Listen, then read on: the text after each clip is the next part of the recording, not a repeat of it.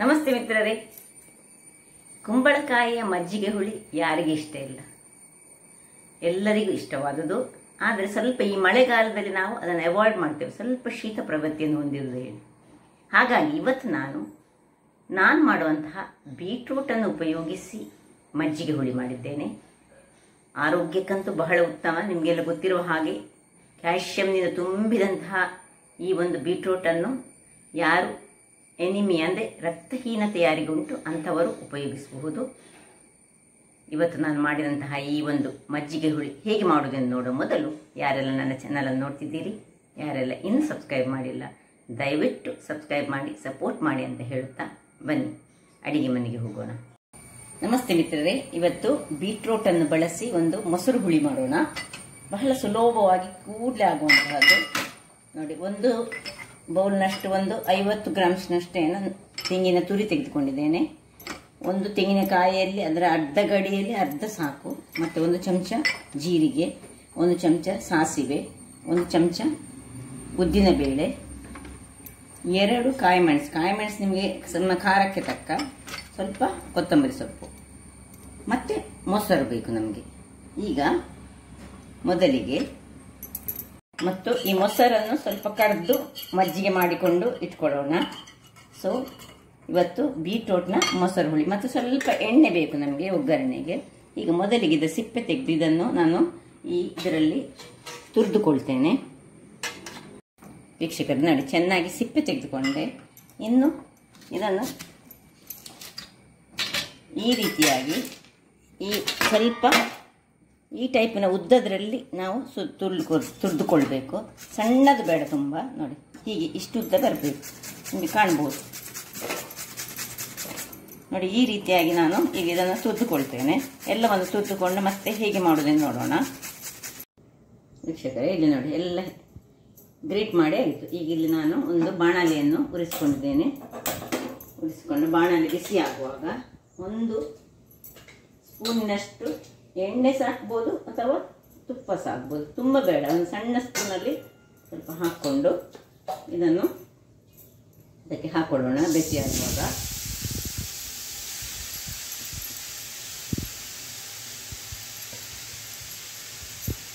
ಇದನ್ನು ಸ್ವಲ್ಪ ಹೀಗೆ ಇದರಲ್ಲಿ ಹುರಿಯೋಣ. ನೀರೇನು ಹಾಕೊಳ್ಳೋದು ಬೇಡ. ಸ್ವಲ್ಪ ಇದರಲ್ಲಿ ಹುರಿದುಕೊಂಡು ಅದಕ್ಕೆ ಸ್ವಲ್ಪ ಉಪ್ಪನ್ನು ಹಾಕ್ಕೊಂಡು ನೋಡಿ, ಎಷ್ಟು ಉಪ್ಪು ಹಾಕೊಂಡಿದ್ದೇನೆ. ಮತ್ತು ಬೇಕಿದ್ದರೆ ಹಾಕೊಳ್ಬೋದು. ಇದು ಒಂದೇ ಒಂದು ಬೀಟ್ರೂಟ್ನಿಂದ ನಾನು ಮಾಡ್ತಾ ಇದ್ದೇನೆ. ಈಗ ಇದನ್ನು ಹೀಗೆ ಒಳ್ಳೆ ಇದರಲ್ಲಿ ಸ್ವಲ್ಪ ಫ್ರೈ ಆಗಬೇಕಿದು. ಆಗ ನೀರು ಬಿಡುತ್ತದೆ. ನೀರು ಬಿಡುವಾಗ ನಾವೇನು ಮಾಡಬೇಕು ಹೇಳಿದರೆ, ಈ ಮುಚ್ಚಳವನ್ನು ಮುಚ್ಚಿ ಸಣ್ಣ ಉರಿಯಲ್ಲಿ ಇದನ್ನು ಬೇಯಿಸ್ಕೊಳ್ಳೋಣ. ವೀಕ್ಷಕರೇ, ಇದು ಇಲ್ಲಿ ಬೇಯ್ತಾ ಇರಲಿ. ಏನು ನೀರು ಹಾಕೊಳ್ಳಿಲ್ಲ. ಇಲ್ಲಿ ನಾನು ಸಣ್ಣ ಒಂದು ಮಿಕ್ಸಿ ಜಾರನ್ನು ತೆಗೆದುಕೊಂಡು ಅದರಲ್ಲಿ ಒಳ್ಳೆ ಕ್ಲೀನ್ ಮಾಡಿದಂತಹ ಕೊತ್ತಂಬರಿಯ ಸೊಪ್ಪು ಹಾಕೊಳ್ತಿದ್ದೇನೆ. ಇನ್ನು 2 ಈ ಗ್ರೀನ್ ಚಿಲ್ಲಿ. ಖಾರ ನಿಮಗೆ ಹೆಚ್ಚು ಬೇಕಿದ್ರೆ ಹೆಚ್ಚು ಹಾಕೊಳ್ಬೋದು.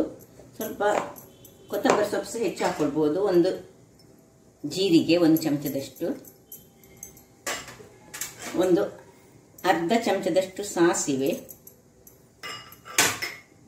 ಇನ್ನು ಇಲ್ಲಿ ತೆಂಗಿನ ತುರಿ ಇಷ್ಟನ್ನು ಹಾಕ್ಕೊಂಡು ಸ್ವಲ್ಪ ಇದಕ್ಕೆ ನೀರನ್ನು ಹಾಕ್ಕೊಂಡು ಇದನ್ನು ಒಂದು ಪೇಸ್ಟ್ ಮಾಡಿ ತರ್ತೇನೆ.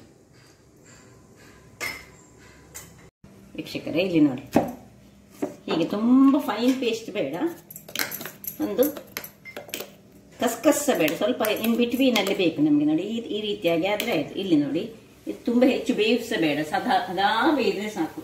ಹೆಚ್ಚು ಬೇಯಿದ್ರೆ ಸಹ ಒಳ್ಳೆದಲ್ಲ. ನೋಡಿ, ಏನು ನೀರು ಹಾಕದೆ ಮಾಡಿದ್ದು. ಈಗ ಇದನ್ನು ಇದಕ್ಕೆ ಪೇಸ್ಟನ್ನು ಇದಕ್ಕೆ ಫಿಟ್ ಮಾಡ್ಕೊಳ್ಳೋಣ. ಈಗ ಸ್ವಲ್ಪ ನೀರನ್ನು ಹಾಕೊಂಡು ನಾವು ಈ ಒಂದು ಮಿಕ್ಸಿ ಜಾರಿಗೆ ಸ್ವಲ್ಪ ನೀರು ಹಾಕೊಳ್ತಿದ್ದೇನೆ. ನೋಡಿ, ಒಂದು ಅರ್ಧ ಲೋಟದಷ್ಟು ನೀರನ್ನು ಹಾಕಿ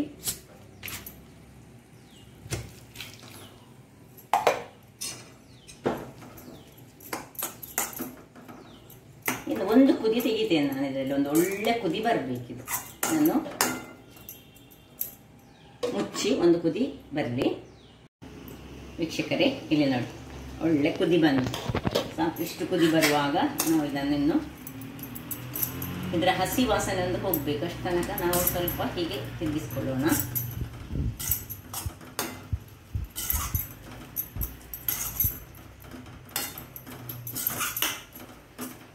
ಇನ್ನು ಸಾಕು, ಇದನ್ನು ಆಫ್ ಮಾಡ್ಕೊಳ್ತಿದ್ದೇನೆ.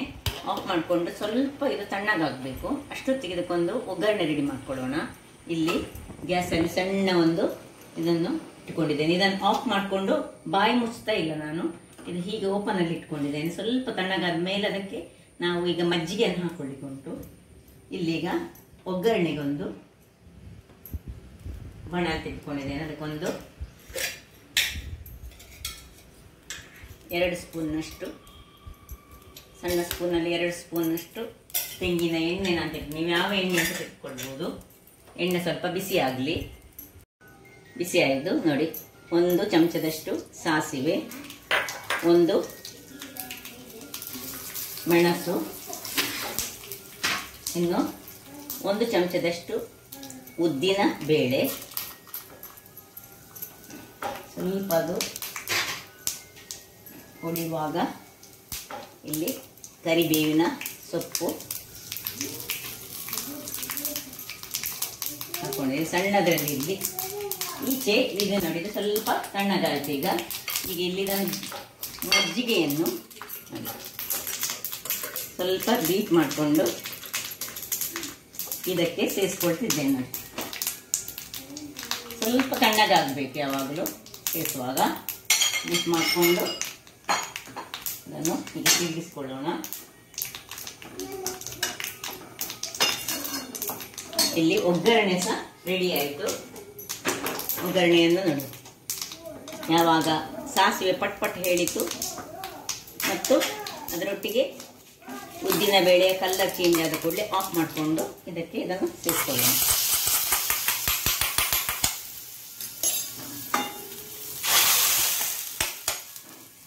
ಒಗ್ಗರಣೆ ಕೊಟ್ಟ ಕೂಡಲೇ ಬಾಯನ್ನು ಮುಚ್ಚಿಕೊಳ್ಳೋಣ. ಈಗ ಸರ್ವ್ ಮಾಡೋಣ ನೋಡಿ. ಬೆಳ್ತಿಗೆ ಅನ್ನದೊಟ್ಟಿಗೆ ಇದು ಸೂಪರ್ ಆಗಿ ಬರ್ತದೆ. ಕುಚ್ಚಲಕ್ಕಿಯೊಂದಿಗೆ ಸಹ ಊಟ ಮಾಡ್ಬೋದು ನೋಡಿ. ಹೀಗೆ ಬಂದಿದೆ ನೋಡಿ. ಸುಲಭ ಸಿಂಪಲ್ ಆಗಿ ಮಾಡುವಂತಹದ್ದು, ಆರೋಗ್ಯಕ್ಕೆ ಬಹಳ ಉತ್ತಮವಾದದ್ದು. ಮಕ್ಕಳಿಗಂತೂ ಕೊಟ್ಟರೆ ಬಹಳ ಒಳ್ಳೆಯದು. ಯಾರಿಗೆಲ್ಲ ಕ್ಯಾಲ್ಸಿಯಮಿನ ಡಿಫಿಷಿಯನ್ಸಿ ಉಂಟಂದ್ರೆ, ರಕ್ತಹೀನತೆ ಇರುವವರು ಹೀಗೆ ಒಂದು ಸೈಡ್ ಡಿಶ್ ಆಗಿ ಅಥವಾ ಸೀದಾ ಇದನ್ನು ಏನು ಮಾಡಬೇಕು ಹೇಳಿದರೆ, ಇದಕ್ಕೆ ಇಂದು ಸ್ವಲ್ಪ ಬೇಕಿದ್ರೆ ಮೊಸರನ್ನ ಮಜ್ಜಿಗೆಯನ್ನು ಹಾಕ್ಕೊಂಡು ನೀವು ಖಾಲಿ ಒಂದು ಬೌಲ್ನಷ್ಟು ಇದನ್ನು ತಿಂದರೆ ಸಾಕು. ಆರೋಗ್ಯಕ್ಕಂತೂ ಬಹಳ ಒಳ್ಳೆಯದು. ಹಾಗಾದರೆ ನೋಡಿದ್ರಲ್ಲ ವೀಕ್ಷಕರೇ, ನನ್ನ ಈ ಕುಕಿಂಗ್ ಚಾನಲ್ ನಿಮಗೆ ಇಷ್ಟ ಆದರೆ ಬೋಳೂರು ಸುವರ್ಣ ಚಾನಲನ್ನು ಲೈಕ್ ಮಾಡಿ, ಶೇರ್ ಮಾಡಿ ಹಾಗೂ ಸಬ್ಸ್ಕ್ರೈಬ್ ಮಾಡಿ ಹಾಗೂ ನನ್ನ ಇನ್ಸ್ಟಾಗ್ರಾಮ್ ಪೇಜನ್ನು ಫಾಲೋ ಮಾಡಿ. ಧನ್ಯವಾದಗಳು.